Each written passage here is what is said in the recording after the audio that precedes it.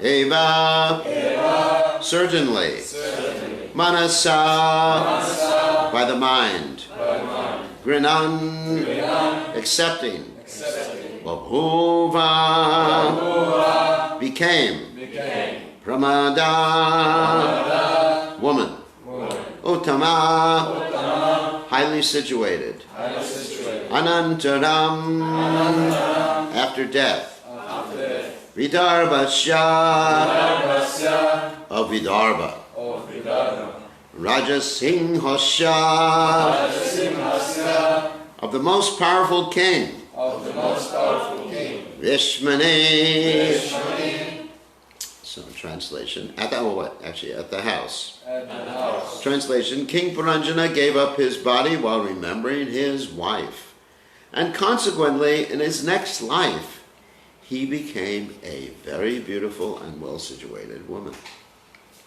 He took his next birth as the daughter of King Vidarbha in the very house of the king. So purport by His Divine Grace, A.C. Bhaktivedanta Swami Srila Prabhupada Ki Jai. Since King Puranjana thought of his wife at the time of death, he attained the body of a woman in his next birth. This verifies the following verse in Bhagavad Gita, 8th chapter, text 6. Yang yang vapi smaran bhavan jajate ante kalevaram hang hang vivaiti konteha siddhatad bhava bhavataha. Whatever state of being one remembers when he quits his body, that state he will attain without fail. When a living entity is accustomed to think of a particular subject matter or become absorbed in a certain type of thought, he will think of that subject at the time of death. At the time of death, one will think of the subject that has occupied his life while he was awake, lightly sleeping or dreaming, or while he was deeply sleeping. After falling from the association of the Supreme Lord, the living entity thus transmigrates from one bodily form to another according to nature's course until he finally attains a human form. If he is absorbed in material thoughts and ignorant of spiritual life, and if he does not take shelter under the lotus feet of the Supreme Personality of Godhead Govinda, who solves all questions of birth and death, he will become a woman in the next life, especially if he thinks of his wife. As stated in Srimad Bhagavatam, 3rd Canto, 31st chapter, text 1, Karmana Daiva Naitrena. A living entity acts piously and impiously, and sometimes in both ways. All actions are taken into account, and the living entity is offered a new body by his superiors. Although King Puranjana was overly attached to his wife, he nonetheless performed many pious fruitive activities. Consequently, he took the form of a woman. Although he took the form of a woman, he was given a chance to be the daughter of a powerful king. As confirmed in Bhagavad Gita, in the 6th chapter, text 41, Prapya punya kritam lokan ushtva shastvati samaha suchitam chimatam gehe yoga prashta vijayate. The unsuccessful yogi, after many, many years of enjoyment on the planets of the pious living entities, is born into a family of righteous people or into a family of rich aristocracy. If a person falls from the path of Bhakti Yoga, God realization, due to the attachment to fruitive activity, philosophical speculation, or mystic yoga, he is given a chance to take birth in a high and rich family. The higher authority is appointed by the Supreme Personality of Godhead, thus render justice to the living entity according to the living entity's desires. Although King Puranjana was overly absorbed in thoughts of his wife and thus became a woman, he took birth in the family of a king due to his previous pious activities. The conclusion is that all our activities are taken into consideration before we are awarded another body. Narada Muni therefore advised Vyasadeva that one should take to Krishna consciousness, devotional service, and abandon all ordinary occupational duties. This advice was also given by Lord Krishna himself. Although a devotee may fall from the path of spiritual consciousness, he will nonetheless attain a human body in the home of a devotee or a rich man. In this way, one can resume his devotional service. So, tameva manasa grinan babuva pramadottama anantaram vitarvasya rajasingasya vishmani. So, alright. Om Gana Tumadandasha Gananjana Shlakaya Chakshur Meditam Yena Tasmai Shigave Namaha. So, as Srila Prabhupada comments here, that a devotee, and Krishna talks about it in the Gita, of what happens to a devotee after he leaves his body, if the devotee is not perfect, is one or two different things. One thing is, which is being described here, if he's not so advanced, then he goes to the heavenly planets, and after going to the heavenly planets takes birth in a family, wealthy family. And if he's very advanced, he takes birth in a family of transcendentalists. So here we see King Puranjana was not so advanced. In fact, he fell into Maya, although he was performing some devotional service. So we can understand from this, and also the Acharya's comment, that before taking birth as a lady, he actually went to the heavenly planets. It's interesting. And what is that? When the good karma ran out, then he had to take birth on the earth. So this is the situation of King Puranjana. Now, as Prabhupada comments here, it's one's desire that determines what your future birth will be. And it's not just desire, it's karma. Two things work hand in hand to determine your future birth. One is your desire, and the other one is your karma. So sometimes I give the explanation to help people understand this principle better, that it's just like when you go to purchase a car. Two things determine what type of car you're going to get. One is your money, and the other one is your desire. So if one has a lot of money and they want a very opulent car, they'll probably purchase what? What's an opulent car? Lamborghini. A what? Lamborghini. A Lamborghini, or a Tesla is even better. A Tesla or Mercedes or something like that. And if one has very little money and they want a car, they'll probably purchase this car. Probably you don't know this type of car. It's called a Yugo. Anyone heard of a Yugo before? You had. It's a car that was produced in Yugoslavia that basically, it's a car that if you want to drive in it, you have to put your feet through the floor. And I think you understand what I'm talking about. And just propel the car with your feet. So, anyway, so this is what actually determines what someone's future birth will be. So the whole purpose of Krishna consciousness is to cultivate Krishna consciousness, is to cultivate the understanding and the meditation on Krishna so that one will go back to the spiritual world in his next life. So as we hear from the Acharya's statements that the first rule of Krishna consciousness is to always remember Krishna, and the second rule is to never forget Krishna. So all the other rules are subservient to those two rules. That means you have to structure your life, and we're not talking about breaking the principles. Someone may say, well, smoking marijuana will help you remember Krishna. It won't help you remember Krishna. It'll put you into an illusion within an illusion. But the point is that one has to structure one's life so that one is actually thinking of Krishna.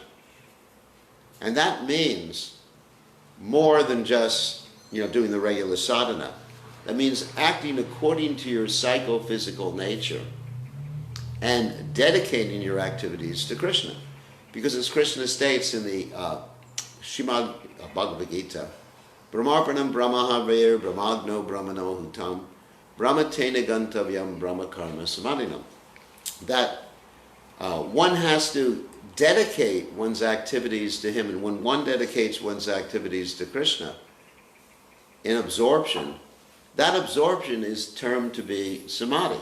Generally we hear about samadhi being what some yogi is experiencing by performing hatha yoga or some other meditational process. But the word samadhi means complete absorption. So if one is absorbed in his work for Krishna, then that absorption is Krishna. And as Krishna describes in the Gita, the work becomes transcendental, the result of the work becomes transcendental, and the person performing the work becomes transcendental. It probably gives the example like if you put an iron rod into a fire, the iron rod actually attains the qualities of fire and becomes non-different in one sense from fire. So when we fully engage in devotional service, that is absorption in Krishna. So that means that one has to understand one's psychophysical nature, or the guru has to understand one's psychophysical nature, to help one become absorbed. And that means varnashram. Now, of course, Chaitanya Mahaprabhu did reject varnashram as being external when he had his conversation with Ramananda Roy. There's this whole, what's called the Ramananda Samvada, where Chaitanya Mahaprabhu was discussing different things with Ramananda Roy, and he asked Ramananda Roy what is the ultimate goal of life and what is the process to achieve it. And Ramananda Roy was acting as the professor, and Lord Chaitanya Mahaprabhu was acting as the student. And Ramananda Roy first replied, varnashram.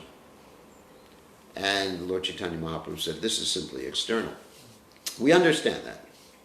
However, understanding varnashram in terms of engaging ourselves in devotional service is not an external point, is not actually external. Understanding varnashram is important so that we can actually be happy serving Krishna. Actually, our GBC motto, or ISKCON motto, is more devotees, happier devotees. That's interesting, isn't it? Of course, that's our vision statement. There's something called the mission statement, which are the 7 principles of ISKCON.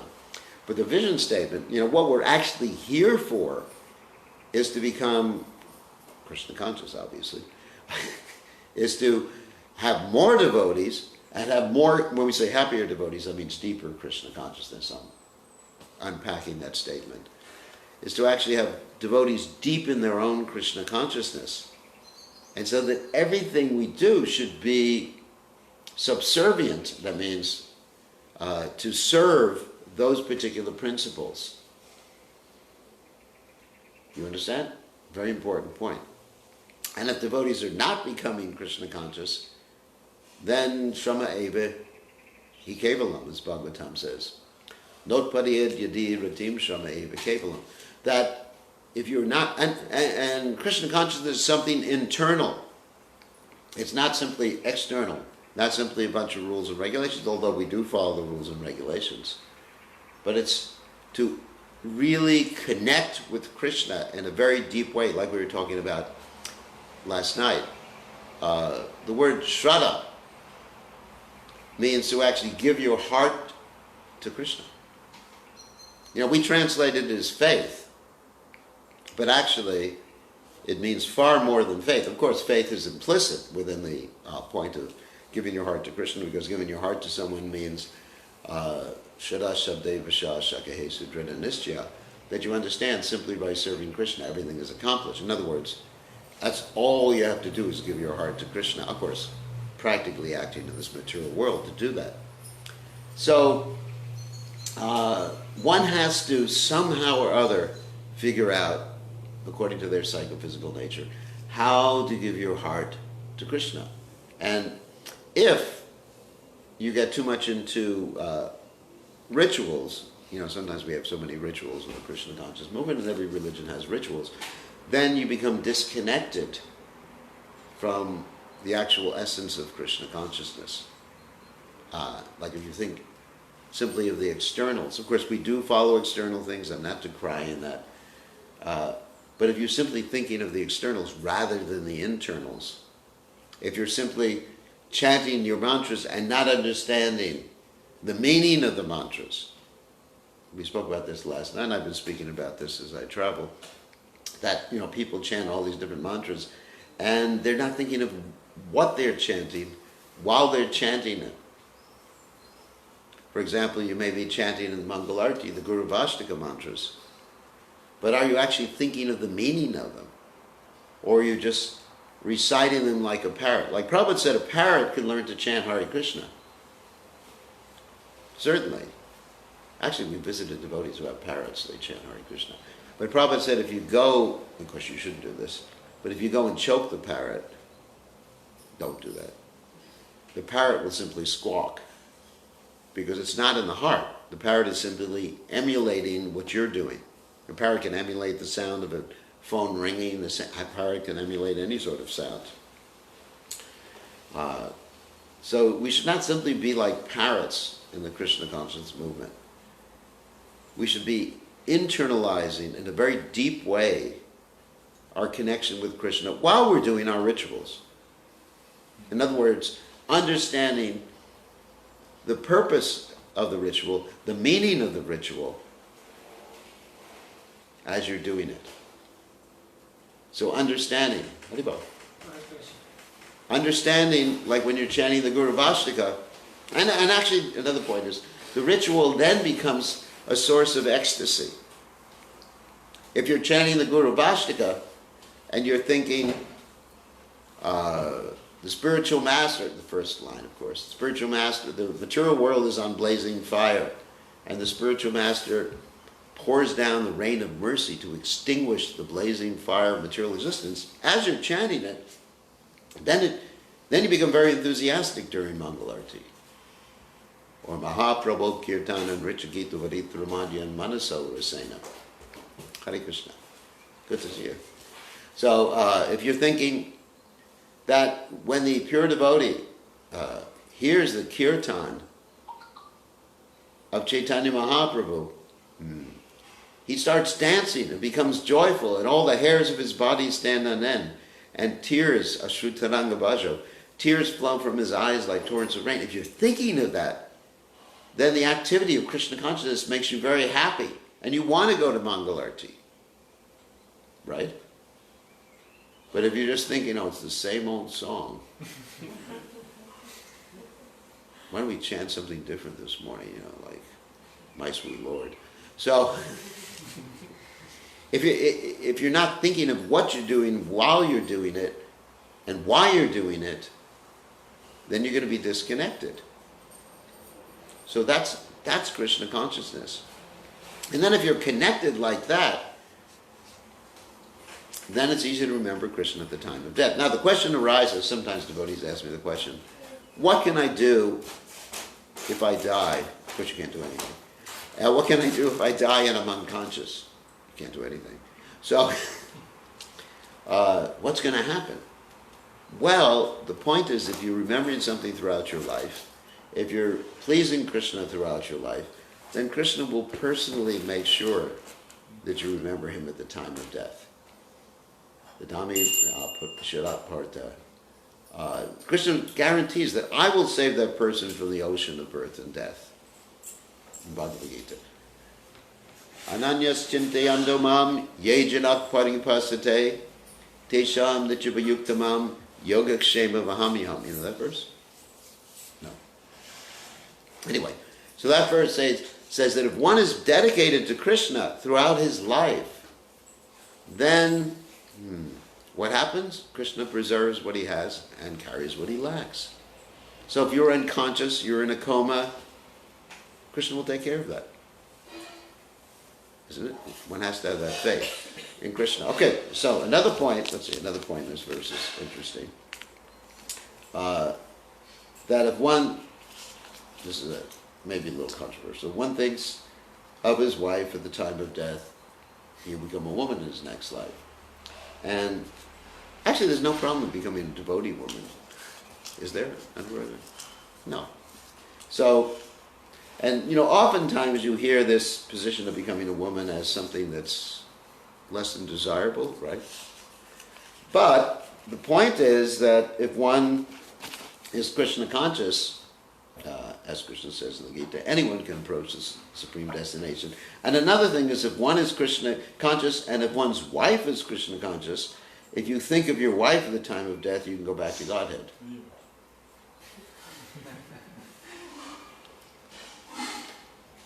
It's stated in the third canto of Srimad Bhagavatam that the very same attachment that one has for a materialistic person, if it's invested in a spiritualist, in a pure devotee of the Lord, can be the source of one's salvation.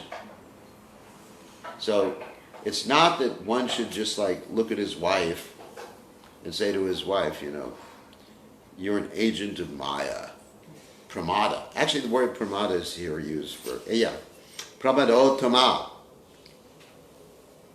The woman is sometimes called in the Vedic literature pramada. And the word pramada is quite interesting. There's different words that are used to relate to refer to women in the Vedic literatures. One of them is stri. Another one is pramada.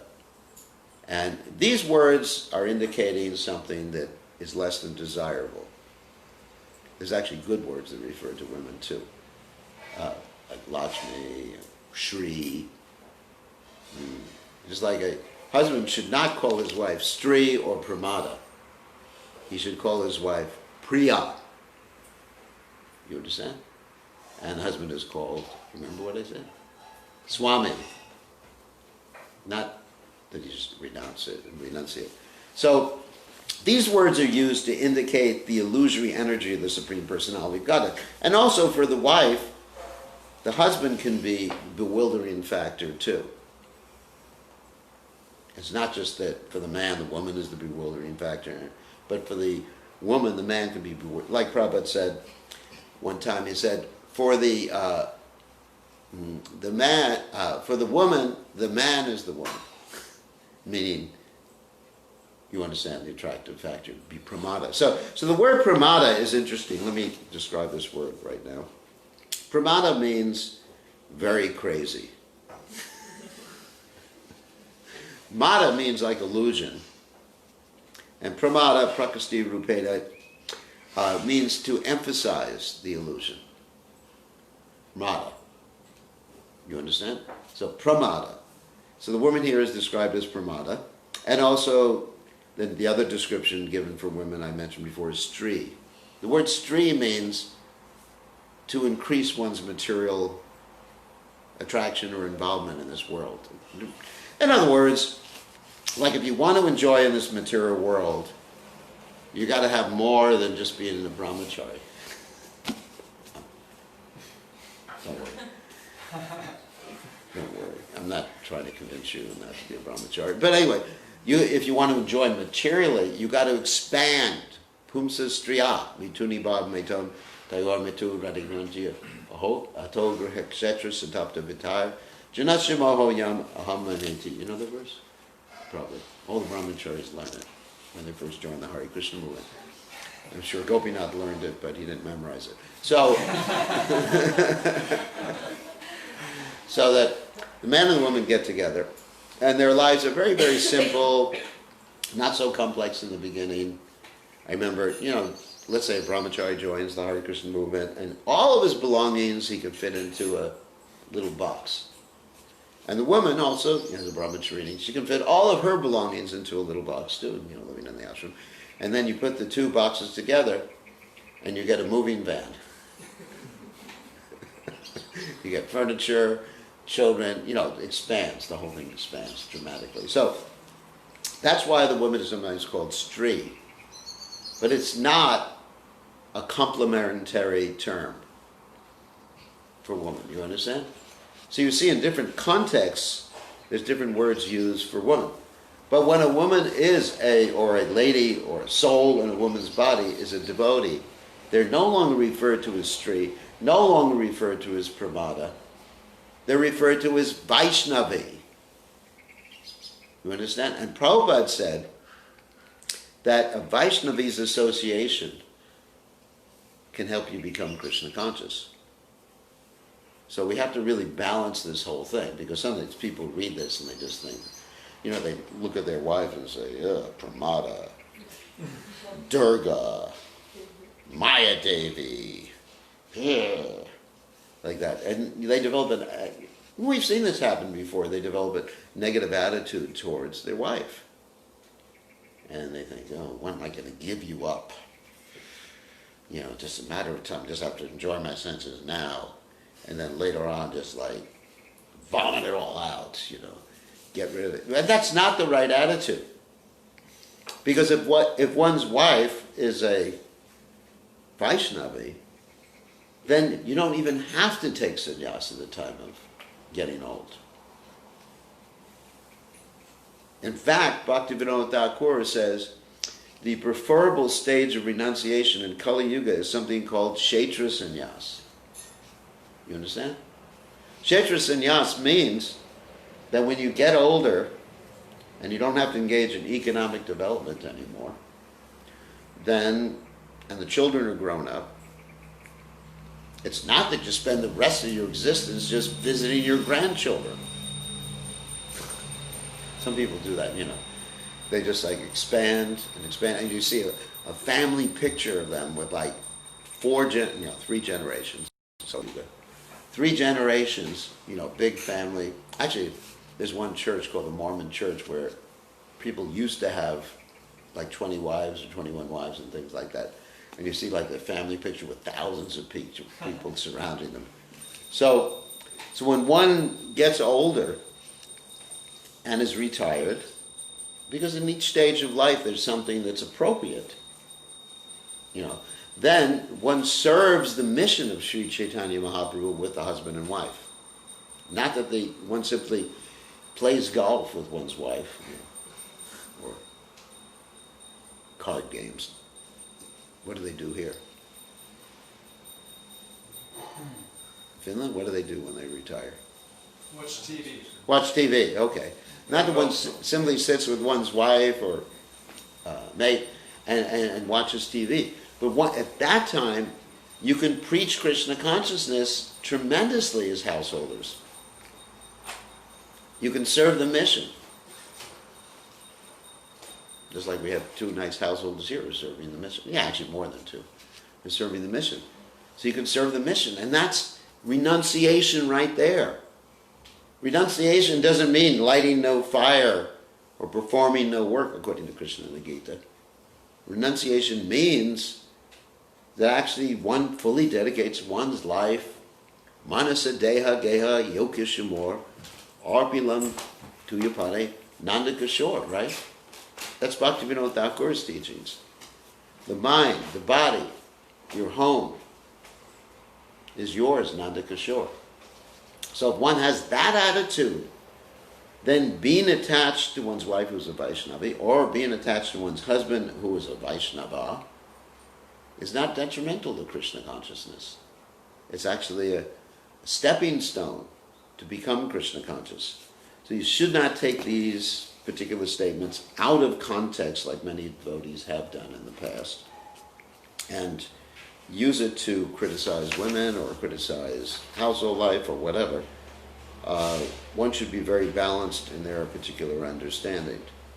Anyway, so King Puranjana was not balanced in his understanding, and he was attached to sense enjoyment. Another point is that it's not the wife's fault or the lady's fault or the man's fault that you're getting bewildered. It's your fault.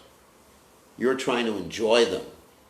See, sometimes that's another point, that the brahmacharis will blame the women for themselves being in Maya. It's like, for example, let's say you're attached to eating a particular type of food, pizza, for example. Can you blame the pizza for your attraction? You get angry at the pizza. Yeah, you're Maya. No, you're Maya.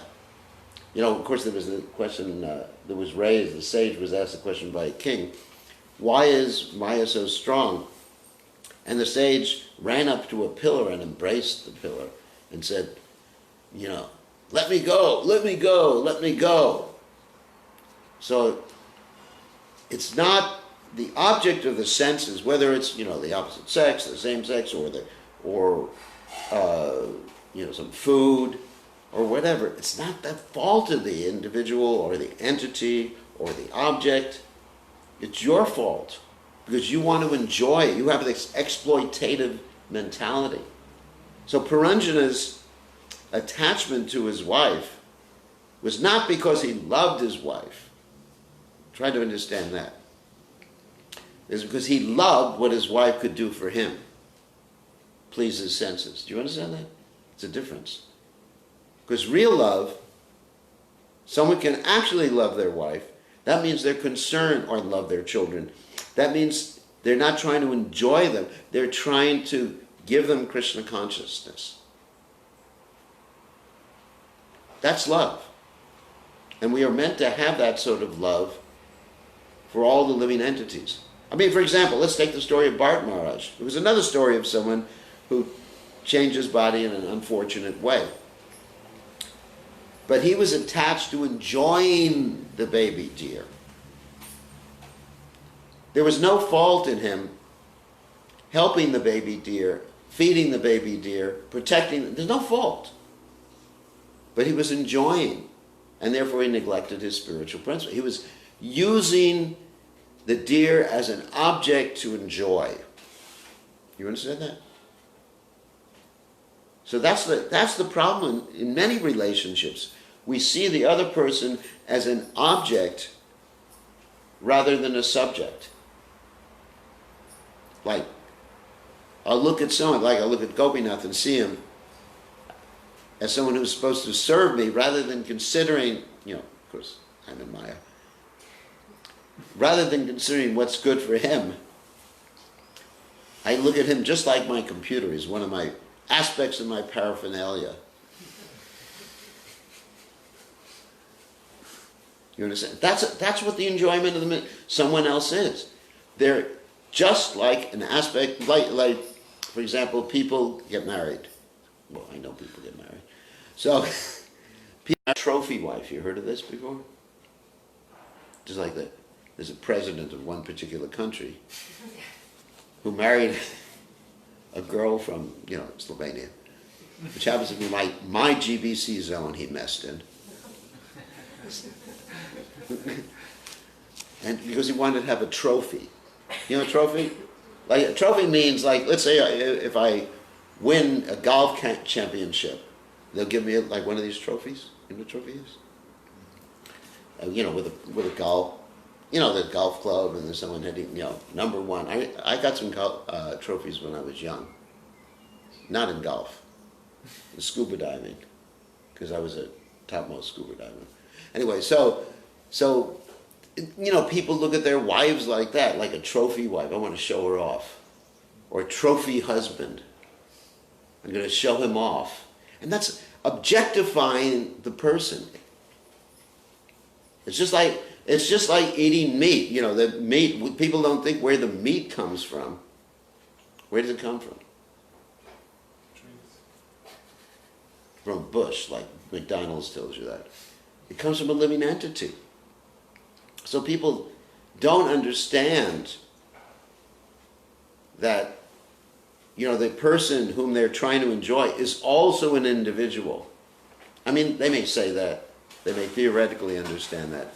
But they don't understand, or they don't think of the other person's benefit. And that's not love. So Puranjana, you can say he loved his wife, but that was lust. If he really loved his wife, he would be simply interested in helping her become Krishna conscious, protecting her, yes, there's no problem with that. And if Bharat Maharaj actually loved the deer, he would be chanting Hare Krishna into the poor deer's ear. And performing his spiritual activities more sincerely, more dedicatedly, so that he would be able to be Krishna conscious and help the deer. You understand? Just like Lord Rishabhadev says, no one should become what? You know this verse? Yeah. What is it? No one should Become husband. Yeah, husband. No one should become guru, Demigod. or mother, or father, unless they're actually capable and willing to save their dependents from the cycle of birth and death. So that's the point. So we can have these relationships. They can be married relationships. They're any type of relationship, as long as you're trying to help the person, and that's your concentration, that's your meditation. And that relationship, as we mentioned before, Brahmarpanam, Brahmahavir, while you're engaged in it, that relationship becomes purified, becomes spiritual. The results of your relationship become spiritualized. And you don't have to worry about taking another birth in the material world. Or if you take another birth in the material world, you take another birth to serve the Supreme Personality of Godhead. Anyway, so I just wanted to give a balanced viewpoint of this whole story of Puranjana here. And how he becomes Vidarbhi, becomes a woman in the next life. So any questions or comments? Yes? Maharaj, I heard a statement that one doesn't die before his next body is determined. So assuming that it's true, how we can reconcile this with the statement in Bhagavad Gita, which says that whatever we think at the moment of death, then this such destination we achieve. Because it seems that if one dies at the moment when his next body is ready, already it's like predetermined and it's independent of the last thought during the So where's that statement? I just heard it, like a common... There should be a Shastra conjunction. Like I was talking to the devotees the other day, that unless something has actually been spoken by our acharyas or is in the Shastra, I don't know. Maybe it's true, maybe it's not. So, however, based upon my reading of Shastra, one's body, first of all, one has to spend some time with Yamaraj. And also, we have the story of Jamil in the 6th canto of Srimad Bhagavatam, who was dying, and he basically, we can't say that his next body was determined. He got his story is sometimes called second chance. That's how it's sometimes labeled, second chance, because he was dying. He was supposed to be taken by Yamaraj, and actually, it's the Yamaraj who judges what type of body. I mean, that's the story. That's the Shastra conjunctions that I hear all the time. That you go to Yamaraj, and he opens up his book. Your computer, sorry. I'm dated myself, He opens up his he has this scribe named Chitragupta. You've heard that name before? Chitragupta. He writes down when you've been naughty and when you've been nice. Something like Santa Claus, You know that poem about Santa Claus? Santa Claus? No. You better watch out. You never heard that? He knows when you've been naughty. He knows when... No, you don't know that. You've heard it. So Chitragupta is something, something like Santa Claus or whatever. Yamaraj is not exactly like Santa Claus. So Chitragupta is writing down, it's described about Jagai and Madai, that Chitragupta got writer's cramp. Writer's cramp when you're writing on carpal tunnel syndrome? In other words, there were so many sinful activities executed by Jagai and Madai that it filled a bottomless pit. So there's this book about your life, Gopinath. I always pick on him. He's my object. So anyway, there's a book about your life if you're not a devotee. Because if you chant Hare Krishna, it's like pressing the delete button. On the computer, you can press the delete button. You can delete all the files and you scramble them and everything like that. So when you chant Hare Krishna, there's no more karma. Even Parabdha karma is finished at that particular point. All karmas, even Nama Bas chanting of the Hare Krishna Maha Mantra. So then generally, there's this book. So you're taken before Yamaraj or one of his assistant judges. He's pretty busy nowadays. And he pulls out this book or video, this is your life, this was your life. And then you see Gopinath, you see the video of you eating too many sweets, not obeying your spiritual master. Not staying in Finland. Not staying in Finland. You see this video, you say, oh my God, I did that. Because it's described that Yamaraj, by the dint of his connection with Super Soul, is all pervading. That's the description. I mean, he's not God. He's not all-pervading. But because of his connection, just like if you're connected with the internet, even though you may not be in a particular location, you can see what's going on in a particular place. Like people are watching me. You got 16 people watching me right now from all over the world. So they're not all-pervading, but the internet is all-pervading. I'm using a, metaphor right there. So Yamaraj is able to see everything. There's no closed doors, because Super Soul's there everywhere. You can't just put a lead shield in front of your heart to keep Super Soul from watching you. So he knows when you've been bad or good. So anyway, so Yamaraj, he has this giant book given to him by Chitragupta, and he passes judgment. And then he prepares you for your next body by doing interesting things with you, like forcing you to eat your own flesh, Or, anyway, there's so many. Fifth canto deals with all this interesting amusement park things. It's like a nice version of Disney World. Horror house, One time I went to Disney World with Chaipataka Maharaj, and you went into the House of Horrors. So you go, there's a witch that jumps out at you. So Yamaraj has this in a much more sophisticated virtual reality way that's really frightening.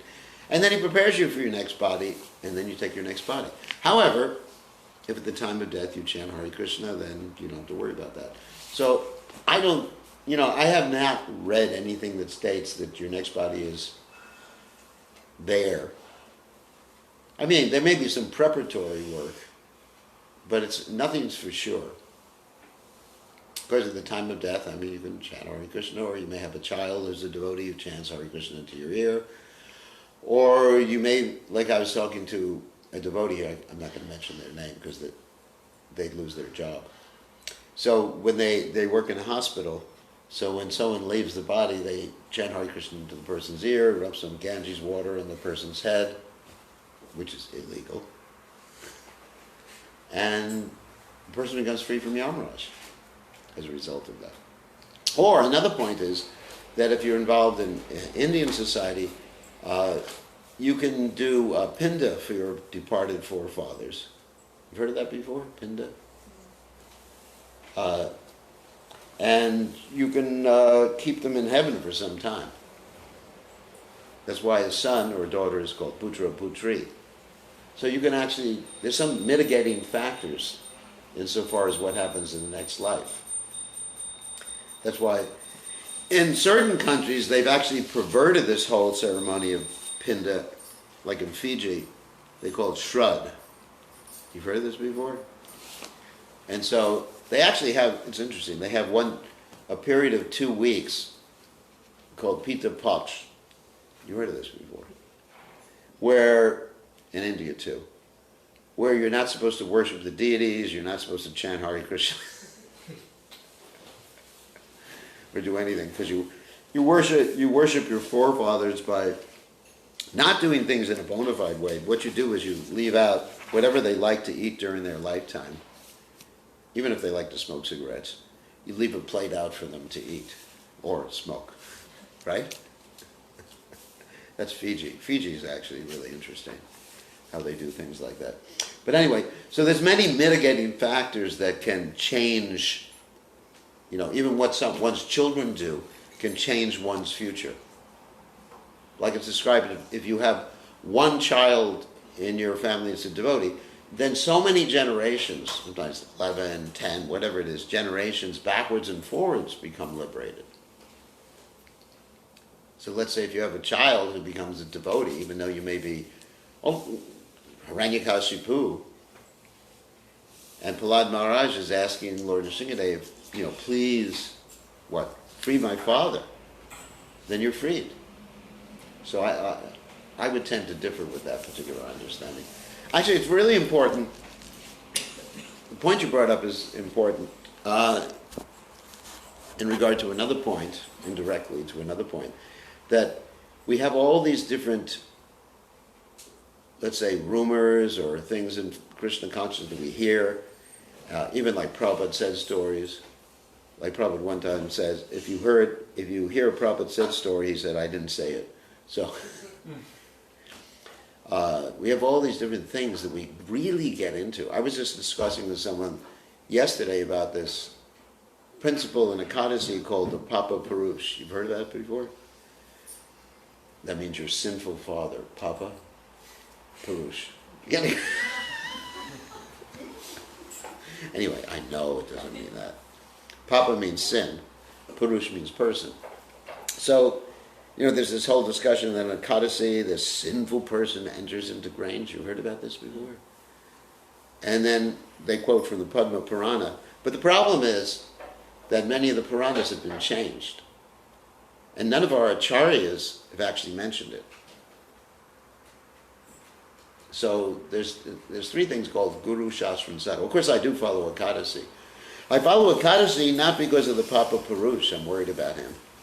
I follow Ekadasi because that's the order of the acharyas, and I know Ekadasi is a special day for remembering Krishna to make spiritual advancement. So, I'm not saying this whole Papa Purush is true or not true. I don't know. I don't know because it hasn't been given by the acharyas. There's a lot of stuff in the Puranas, like Shripad Madhvacharya says the Mahabharata, for example, has been changed dramatically. There's a lot of stuff that the acharyas don't give us or haven't been passed down in disciplic succession that we don't know absolutely. We know something absolutely if it's given by the acharyas, or it's in the Srimad Bhagavatam, which has been passed down in disciplic succession, or it's in the Bhagavad Gita, or it's in the Vaishnava literature is given to us by the acharyas. However, some things have been changed throughout the ages. I mean, it's an important point to understand. So we have to be careful what we present as truth, as absolute truth. Does that make sense? What do you think, Gopinath?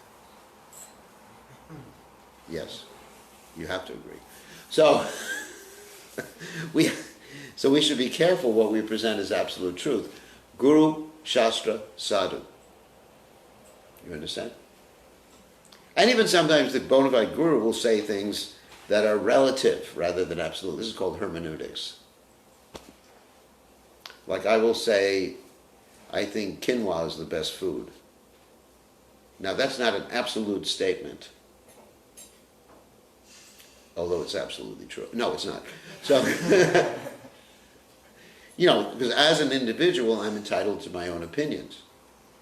So when I'm speaking from Shastra, then you can know it's absolutely true. But if I'm speaking my own opinion about what food I like, or what country I like the best, Finland. So that's an advertisement. Anyway, then that's relative.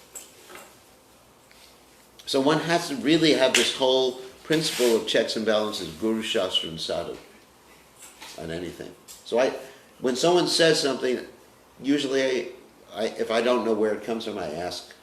My Prabhupada said we have to be like lawyers. A lawyer, when he's arguing in court, will not just say to the judge, I think this guy looks good, he's probably not guilty, he's a sweet guy, and, I don't know if that's actually the law.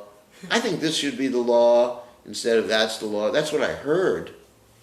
I heard from my friend that it's all right. It's all right to smoke marijuana. My friend said it's legal. So he has to... It may be legal here someday. In the United States it is in certain places. But so you have to be able to quote from the law book. The lawyer has to be able to quote from the law book. So we as devotees have to be able to quote from Shastra. That's why we learn Shastra. Not just, I think. The Prabhupada said, if you say, I think, you're a rascal. I mean, you could say, I think about relative things. I think it's going to rain today. That doesn't mean you're a rascal just because you said that. But if you speak in absolute terms and you say, I think, I'm not going to call someone a rascal. That means that's not really how a spiritualist should be talking about. I think we're not the body. I feel we're not the body. No. I know we're not the body. Why? Why do I know that we're not the body? Because Guru Sadhu and Shastra says so. What's the Shastra for it? Vasamsi jirnani yatha vihaya. You know that verse? Or Oh, you don't know that. Yatha. Yeah. That just as we give up old and useless clothes and take on new clothes, similarly the soul takes on the new body, giving up the old and useless body. So anyway, dehe nosmin yatha dehe. We have so many verses. Because that is Guru, Shastra, and Sadhu. I know Krishna is God. Why? Ahustvam risiyat sarve derivarashir naradastata. You know the verse? Say again. Param Brahma, Param Dhamma. Oh, that's Arjuna's Yeah. reference. But he gives Shastric reference and Sadhu reference for this. He says, Ahus Tvam Rishayak Sarve Devarshir Naradas Tata. You know the verse? Yeah, I don't remember it, but Okay. I know where to find it. In the Gita. So Param Brahma, Param Dhamma. You are the supreme abode, the supreme purifier, Pavitram, Idam, Uttamam. And how do I know this? Because all the great sages have said this. So he verifies or justifies his statement with Sadhu, right? He doesn't say, well, because you're my friend, Krishna, and you do all these cool things. Because he did see Krishna do a lot of cool things, right? I mean, he's Krishna's friend. I mean, obviously, you're really a cool guy, Krishna. You must be God. Just like people think some bogus people are God. Like, what's that, just like Baba or something like that? Why? Why do I think you're God? Because you can produce ashes out of the air. Vibhutis, they call it. Right? No, we know Krishna is God because all the great sages, Narada, Vyas, Asita, Devala, they accept Krishna as God. Not just because Krishna says, I am God, because the great sages, that's Guru, Shastra, and Sadhu right there. So everything we believe in has to be based on Shastra and Sadhu. You fall asleep. And Guru. Okay, any other questions? Yes. Thank you very much, Maharaj. Thank you. You mentioned about parrot and he's chanting Hare Krishna, and if you Choke him. then he'll say Squawk. something. Squawk. I was listening to memories of Srila Prabhupada that he was not chanting in Vrindavan names of Radha Radha. And the question is, sometimes devotees, it might be like somebody can step on your feet, or some devotee's feet, and you can hear Krishna's name. Yeah. So is this chanting, is it offensive? Because it's not like we are really kind of mean it, we just say it. So is it can you elaborate on that? When someone first you mentioned Radha Radha. What did that have to do with the question? I just thinking that it's a bit different topic, but what happens in Vrindavan that we just become just saying hello. Radha Radha. Well, there's benefit. There's benefit to chanting Hare Krishna or Radha Radha. I mean, obviously there's benefit to do that.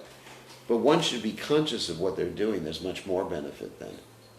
Namabhas chanting means chanting, meaning something else, or accidentally, or ritualistically. I mean, that may be Namabhas chanting. And there's a benefit. And the benefit is, what is the benefit? That you become free from all karma, you get liberated, but you can't get pure devotional service from Namabhas chanting. So, I'm not saying don't chant Radhe Radhe, don't chant Hare Krishna when someone steps on your foot. I mean, it's good to get in that habit. I have that habit when someone else is driving a car, I always chant Hare Krishna. that people question me sometimes, why you just go Hare Krishna like that when someone else is driving a car, and so because I've developed this habit, when anything scary happens, I go Hare Krishna, because death may come. So I think it's all right, but one should, as far as possible, try to be. It's not wrong to chant Hare Krishna when you're scared or something like that. But as far as possible, one should be conscious of that Krishna, Nama Chintamani Krishna's Chaitanya Rasa Vigraha, Purna Shuddha Nityamuktopi Nidva, that Krishna is there. And there's a much more, infinitely more benefit of chanting Hare Krishna in a mood of devotion. I mean, obviously, if someone steps on your toes, you go Hare Krishna. Krishna's not going to say, why weren't you devotional when someone stepped on your toes? I mean, that's an extreme circumstance. But when we're chanting our rounds, or chanting generally, then we should do it with a mood of devotion, of love, of trying to please. Love means trying to please. Not trying to get pleasure from Krishna, but trying to give Krishna pleasure. I'm dancing for the deities to give Krishna pleasure. I'm doing arti to give Krishna pleasure. Yome bhakta prayachati. So it's all right to chant when someone steps on your toe. Instead of going, ouch. You have that word in Finnish? Ouch? No. Ouch? Yeah, we do. Same word. Yeah, same pronunciation. Oh, really? Ouch! So instead of going ouch, it's better to go, Krishna! Develop the habit of always chanting. But insofar as possible, we should be conscious of what we're chanting while we're chanting. And doing it with devotion. It's an interesting story about Radhe Radhe. That, of course, I spend a lot of time in Govardhan. So, of course, everyone there is saying Radhe Radhe. So, that's what I do to greet people. Sometimes I say Hare Krishna, but, you get into the mood there. They say Radhe Radhe, Radhe Radhe, Radhe Radhe, Radhe Radhe. It's kind of nice. And so then, after being in Govardhan for about 2 weeks, I went to Mayapur. And in Mayapur, they just say Hare Krishna. So, approached one of my godbrothers, and without thinking that I was in Mayapur, I said Radhe Radhe. And he started yelling at me. You nonsense! You rascal! So, what did I do?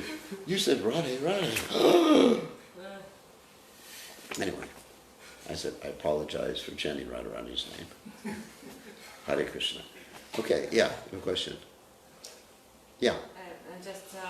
I like parrots. Suka. If we repeat Shastras and Sadhu's words, I would like parrots. Or I will like parrots. We repeat after Shastras, after Krishna's words, yeah. and after saints' words. Is that like parrot? No, we can put Krishna's words into our own language, but we have to justify what we say with Shastra.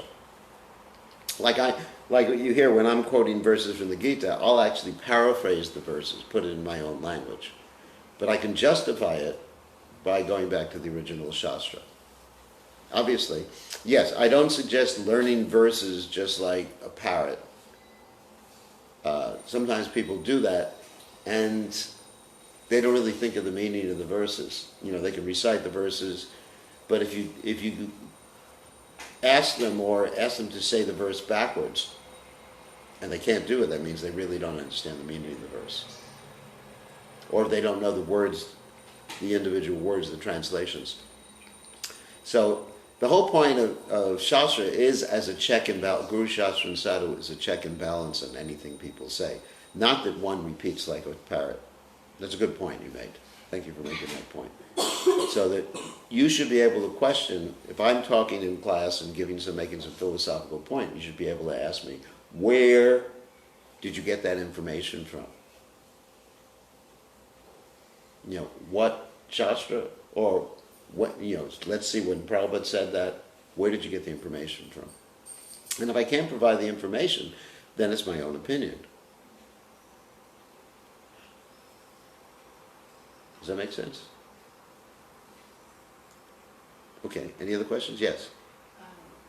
Does this verse which says that less advanced yogi takes birth in a family of rich merchants? First in the heavenly planets. And then the more advanced takes birth in the family of devotees. Transcendentalists. Does this practice, does this mean devotional practice or any? Yeah. It means, devotee family. Like a impersonalist. First of all, impersonalists would probably go up to the Brahmajyoti and then come back down again.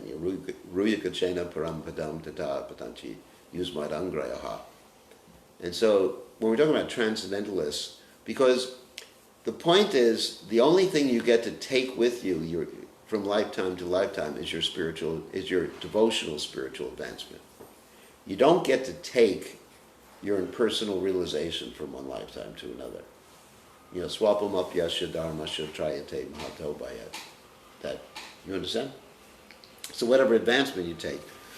So that would refer to a devotee family. Yeah. I mean, I think it sounds much better to take birth in a poor devotee family or instead of in a rich family which are not maybe devotees. Why is this considered so nice to take birth in a rich family? Well, so one will have Prabhupada explains that. So one will have the opportunity without being so much concerned with economic development. Yeah, Prabhupada. But maybe this person doesn't take up. That's right. But the person didn't fully take it up before. Prabhupada commented one time that he didn't surrender to Krishna in this lifetime. He'll get an opportunity in the next lifetime, but who's to say that he'll take that opportunity? Because, his devotional service was not so advanced. He was basically, we're talking about, to a certain extent, a Sakama devotee. Like the demigods, someone who's doing devotional service for ulterior purposes. His primary purpose is not really to become Krishna conscious, to serve Krishna, to surrender to Krishna.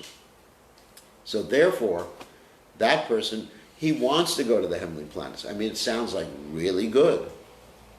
And he wants to take birth in a rich family. And there's advantages to take birth in a rich family. I mean, I took birth in a rich family. Not a king's family, obviously. I'm not from England. So, I took birth in a rich family, and that gave me an opportunity to basically have all the amenities of life and see that they were all fruitless. In other words, before I joined the movement, I had sports cars, we had our own airplane, private airplane. I had anything I wanted, no debt, any amount of money I wanted, and it didn't give me happiness.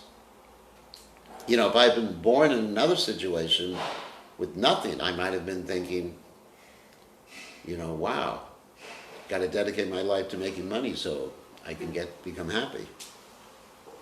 Like you see sometimes people in India, they're hankering to come to the Western world, isn't it? Because they're thinking, wow, this is Vaikuntha, heavenly planet. Of course, the Western world's not like the heavenly planets. It's more like Yamaraj's place. But India is quite much better. So people who are poor sometimes, so I wasn't hankering, I was just like fried out with the material world. I was materially exhausted, akinchana gochara, because I had everything. And so therefore, it was pretty easy for me just to say, hasta la vista. That's Spanish, means goodbye to the material world and join Krishna consciousness. And Prabhupada sometimes would preach to people in India about his disciples' past opulent lives. He would say, this person, we had one of my godbrothers, his father was the owner of Seagram's Liquor. You heard of Seagram's Liquor? No. Big liquor company. One of the biggest in the world. Actually, Mother Urmila, who some of you know, her father was the owner of one of the biggest wine company in the world. Rich family, super rich family. So you'll see this with many of the devotees who joined in the early years. Where they came from very, very wealthy families. And because of that, it was quite easy for them to not be interested in material things anymore. So there's an advantage like that. I mean, I would prefer to be born in a family of transcendentalists. I got to tell you that. I'm not saying it's better to be born in a rich family. I mean, I'd rather be born in a devotee family, have my mother chanting Hare Krishna, and take sannyas at 9 years of age. I'd much rather have that. So, like Sripad Madhvacharya, you know that story? He took sannyas at 9. Pretty good. I mean, yeah, if you gave me a choice right now, because I've gone through this, I've become a little more advanced in this lifetime than I was in the last lifetime, hopefully, then I would choose a devotee family. So, I think we have to end now. Right? Yeah, it's quite late. It's quite late. Okay, Gopinath. So, all glories to His Divine Grace, Srila Prabhupada, Srila Prabhupada. Så vill jag spela Krishna Korsmari Maharaj Ki.